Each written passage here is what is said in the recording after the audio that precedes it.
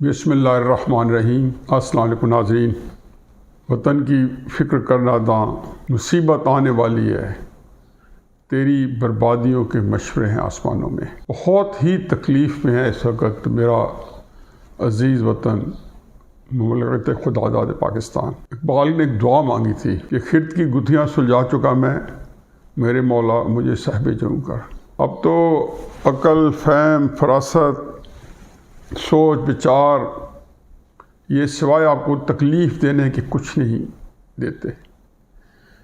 मैं सुबह हॉस्पिटल जाता हूँ, वहाँ कुछ फिज़ियोथेरेपी के लिए। लोगों के अंदर एहसास से ज़ियाँ भी नहीं है, ये कोई अच्छी खबर नहीं है। इसमें कोई कसूर भी नहीं है। हमारी कौम जो है वो 22 करोड़ लोग जो हैं, उनका 99% लोग जो है इस वक्त मुल्क से लाताल्लुक़ हैं।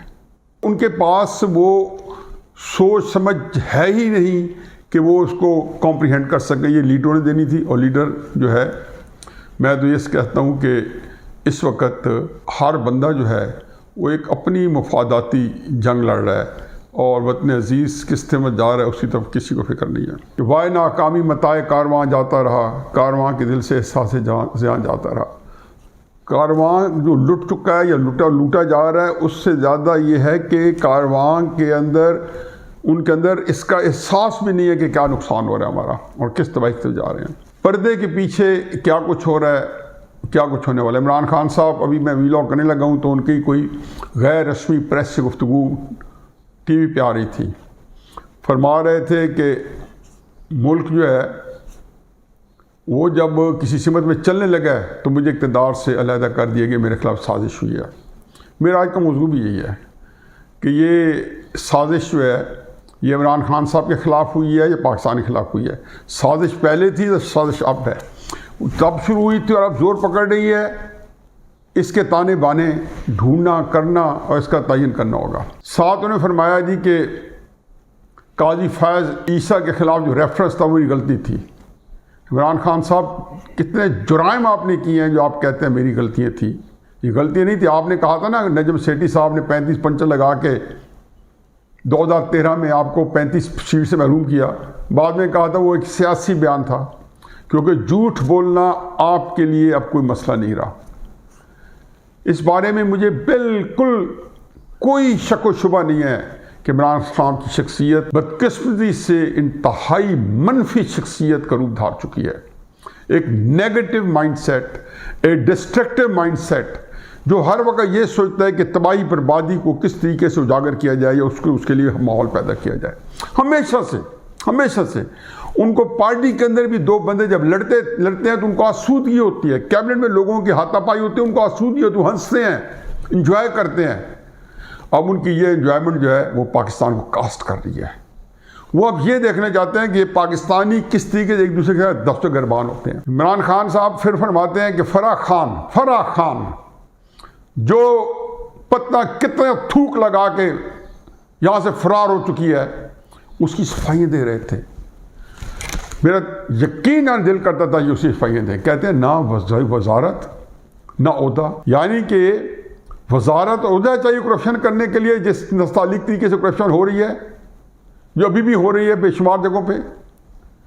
मैं हमेशा कहता हूँ कि इसके बारे में कमीशन बिठा दें कि इमरान खान साहब तुम्हारा दौर करप्शन और नाअहली में पाकिस्तान में इसका कोई दूसरा सानी नहीं है।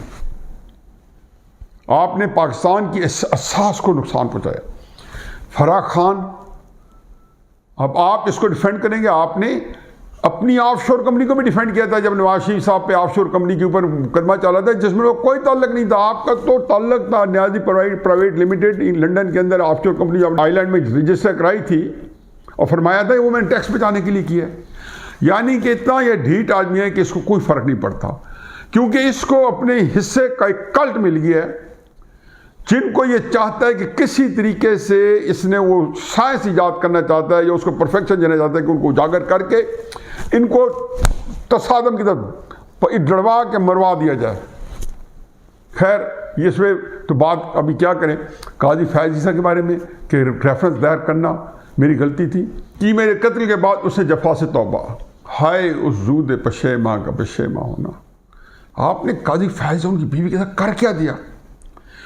वो एक शिया आलम उनको कत्ल करने की धमकी दे रहा था और सुप्रीम कोर्ट उसको कुर्सियां पेश कर रही थी कि आप आए। आपने उनकी बीवी के साथ क्या किया? आपने इसी CBR जो है, FBR जो है, वो आपके नीचे थी। ये ठीक है कि आप टूल के तौर पर इस्तेमाल होते रहे हैं, होते रहेंगे। आपकी कैपेसिटी नहीं, आपके पास थोड़ा सा फायदा होता था और उसके लिए आप पूरे पाकिस्तान के बड़ी बड़ी चीज़ें दांव पे लगा दी। आपने इतने बड़े आदमी को, हम सारे चीखते रहे, आपने उसको इतना कॉन्ट्रोवर्शियल बनाने की कोशिश की कि सुप्रीम कोर्ट हमारी यहाँ डिवाइडेड है।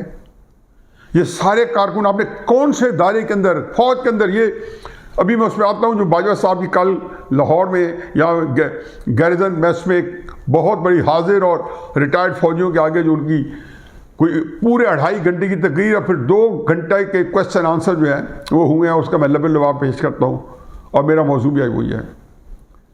आपको अंदाज़ा नहीं कि ये आप जो फरमा रहे हैं कि मुल्क चलने लगा तो साजिश आपके खिलाफ उस वक्त हुई थी जब आप वोट ऑफ कॉन्फिडेंस ले रहे थे और आपके हक में हुई थी।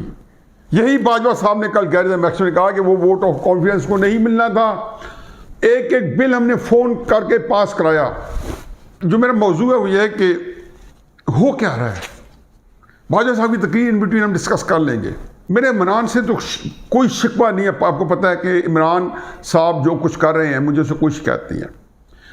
जिन्होंने ये हीरा जो है तलाश के कौम के सामने पेश किया है और काम के 3.5 साल वहाँ लेके आएंगे। यहाँ से मैं कितनी दफ़ा कहा, मुझे 3 महीने पहले वीलॉग देख लें, 1 साल के पहले वीलॉग देख लें। मैंने कहा था 1971 के आप भूल जाएंगे।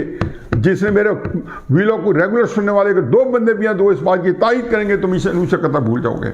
अब बताएं, फंसा लिया ना कि उसने ऐसा रख लिया है कि हम वो ये इंतजार कर रहे होते हैं कि इसको कहाँ से हम जो है रेन इन करें, कहाँ लगाम डालें, और वो लेट हो जाते हैं। मतलब DJSPR की प्रेस कॉन्फ्रेंस मैंने परसों कहा था कि अपोलोजेटिक थी, मुदाफ़ियाना थी, वजाहतें थी, लेकिन चलो ठीक, लेकिन बहुत देर करती। ये 3 हफ्ते 4 हफ्ते पहले आ जाती तो ताकि एक काउंटर नैरेटिव होता। आर्मी चीफ के बारे में बयान कि वो रिटायर हो गए, ये मुदाफ़ाना था, क्योंकि इससे आर्मी के अंदर बहुत बड़ी कंट्रोवर्सी इमरान खान ने क्रिएट की हुई है। जो आर्मी चीफ के अपने बयानात आते रहे हैं अपोलोजेटिक, और कल क्या जो उनका खिताब था वो तो इतना अपोलोजेटिक था कि वो वजाहतें देते रहे। वजाहत देना एक तकलीफ दे मरला होता है। आप कब देते हैं? जब आप मुतमईन नहीं होते, आप अपने अंदर मुतमईन नहीं होते। आर्मी चीफ ने बताया कि किस तरीके से जो परवेज़ इलाही साहब ने अभी चीफ मिनिस्टर बनने से 5 दिन पहले कहा था कि इसकी रोज़ाना की बुनियाद पर नैपी फौज चेंज करती थी। यही बात आर्मी चीफ ने कहा है। हम इसकी उंगली पकड़ के इसको चलना सिखा रहे थे। ये हर काम में कोरा था, टीम नहीं बना सका, गंदे लोग, खुशामदी लोग इर्द गिर्द इकट्ठे कर लिए पाकिस्तान को, और हर तरह से नुकसान पहुंचा रहा था। और उसके बाद अमेरिका को गालियां दे के उसे पता था कि अमेरिका इस वक्त क्या मुश्किलात पैदा कर सकते हैं। आर्मी चीफ साहब ने कहा है, कितनी दफ़ा कहा, ये इमरान खान साहब के इक़्तिदार में आती, मैंने कहा था ना IMF FATF ये 2 बॉल्स हैं, इसके बाद वो आपको तबाह करेंगे। मैं तो हमेशा से, मेरा तो थीसिस ये है कि अमेरिका जो है पाकिस्तान के 4 सरबराह मुमलकत को मरवाने में शामिल है। हर हुकूमत को अमेरिका ने निकालने में हिस्सादार है, चाहे वो इमरान खान साहब की हो, चाहे नवाज शरीफ साहब की हो। और अब जो इमरान खान कर रहे हैं यही वो साजिश है जिससे वो लेके आना चाहता है। और अब जो अमेरिका इमरान खान साहब की मदद कर रहा होगा किसी न किसी तरीके से, मीडिया को इस्तेमाल करके, बाकी प्रेशर टैक्टिक्स, कंपेन डिज़ाइन करके। ये कंपेन पाकिस्तान की डिज़ाइन की हुई नहीं है, ये बाहर से इंपोर्टेड कंपेन है जो इमरान खान कर रहे हैं। आप जिस असम्बली ने आपको 3.5 साल वज़ीर आज़म रखा, उस असम्बली ने वज़ीर आज़म चेंज किया जो आइन कहता है। और आप जो है लोगों को उनको गुस्सा दिला के, उनमें नफरत भर के, और लोगों को मजबूर करें कि लोग दूसरा पॉइंट ऑफ व्यू ना सुने और कहाँ तक पहुँचाएं। आर्मी चीफ साहब ने और भी बहुत सारी बातें की। उन्हें कहा मैं पैसे मैं लाया, फिर इसको भेज देते थे कि जी हम उनको बात कर रहे हैं, लोगों से तलाक़ात मैंने बनाए, पोलिटिकली जहाँ पर इसके प्रॉब्लम होते थे इत्तेहादियों को मैंने रखा। आपने ठीक काम नहीं किया। इमरान खान चाहते क्या इस वक्त फौज से? इमरान खान कहते हैं आप न्यूट्रल ना हो। ये वो शख्स है जो कहता है कि फौज न्यूट्रल ना हो। मैं तो कहता हूं कि फौज को कोई हक नहीं है कि वो अपोजिशन की इत्तेहादी जमातों की सपोर्ट करे? क्यों करे? और किसी सूरत में नहीं करनी चाहिए। परवेज इलाही को किसने भेजा है? चूंकि फौज अपॉलोजेटिक थी, उन्होंने जल्दी से परवेज इलाही को भेजा इमरान खान साहब की तरफ। वो बेचारा उसका तबाह बर्बाद कर दिया मुस्तकबिल, फौज ने भेजा किसी तरीके से इमरान साहब को ये पता चले कि हम अगर थोड़ा बहुत मदद करें तुम्हारी कर रहे हैं। ये चंद महीने पहले जो बिल्स पास हुए सारे के सारे नैब के सारे ये फौज ने कराए। इसी वजह से फौज को उसने, एक बात मैं इमरान की अप्रिशिएट करता हूँ कि वो जो कुछ कर रहा है इससे ज़्यादा करने की सलाहियत है और इससे ज़्यादा करेगा।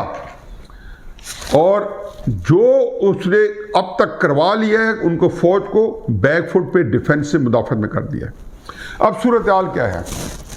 सूरत हाल यह है कि इस वक्त कुछ नहीं पता कि कौन किसके साथ है, कौन किसके मुखालिफ है। कराची के जलसे ने जो इमरान खान साहब ने तकरीर की है, इसके बारे में मेक नो मिस्टेक कि इमरान खान साहब की बैकग्राउंड में किसी से बात चल रही है और वो जलसे के अंदर ट्रांसफॉर्म हो गई। लाहौर के जलसे में इससे भी नरम टोन होगी। शहबाज शरीफ को, मौलाना फजल रहमान को गंदी गलीज जुबान, वो अपना कहते हैं ना, खुद से दूर दिखा दिया दहने गलीज ने। गलीज मुंह से गलाजत निकलेगी और उस मुंह का खासा बन चुकी है कि जो बकवास हो, जो गलाजत हो, कोई शर्म, कोई हया, जिसकी अपनी इज्जत ना हो, उसका खतरा ना हो। और बेचारी जमामा के घर बाहर जो फसादात हो रहे हैं, इमरान को उसकी परवाह नहीं है। उसको ये खुशी है कि नवाज शरीफ के घर के बाहर जो है ना मुजाहरे हो रहे हैं। अगर कोई शर्म होती तो ये कहता कि मेरी बहनें मौजूद हैं, कल को मेरे को घर में घुस आया, कोई और मौजूद है, ये कहाँ तक जाकर रुकेगा।